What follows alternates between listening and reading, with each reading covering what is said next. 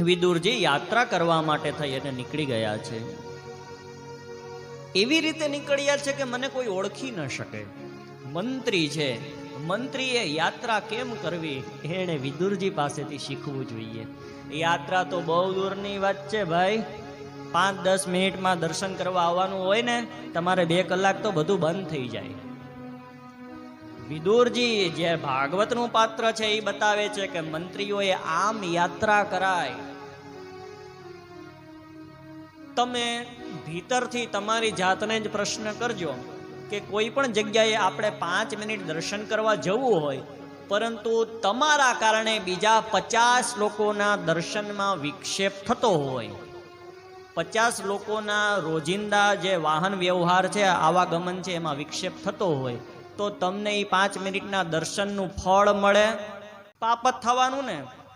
અરે કેવા કેવા બનાવો બને છે કે પુત્રનો પ્રસવ થવાનો હોય અને એની એમ્બ્યુલન્સ રોકવામાં આવે છે. એ પુત્ર મરી જાય કે જનેતા મરી જાય અને ઓલોમાં હાથ જોડે ત્યારે ઠાકોરજી એને શ્રાપ આપે. આટું થઈને તમે દર્શન કરવા આવો છો?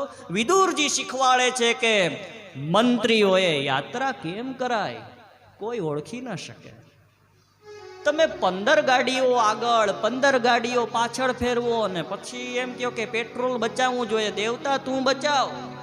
આ 15 પાછી બધી ગાડીમાં 4-4 ની કેપેસિટી હોવા છતાં એક જ બેઠો હોય, વધીને 2 બેઠા હોય. શ્રીમદ ભાગવત જેવી રીતે બ્રાહ્મણોને પણ ટકોર કરે છે, એવી રીતે શ્રીમદ ભાગવત તો મંત્રીઓને પણ ટકોર કરે છે.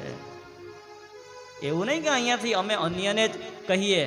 જ્યારે અમારા ઉપર વાત આવી છે ત્યારે મેં બ્રાહ્મણોના જે માઇનસ પોઈન્ટ છે એ પણ કહ્યા છે. આમાં લખ્યું જ છે મહાત્મ્યમાં કે બ્રાહ્મણો રૂપિયાટું થઈને કથા કરવા માંડ્યા, એટલા માટે કથાનો સાર ગયો. પહેલે જ દિવસે વાત આવી છે.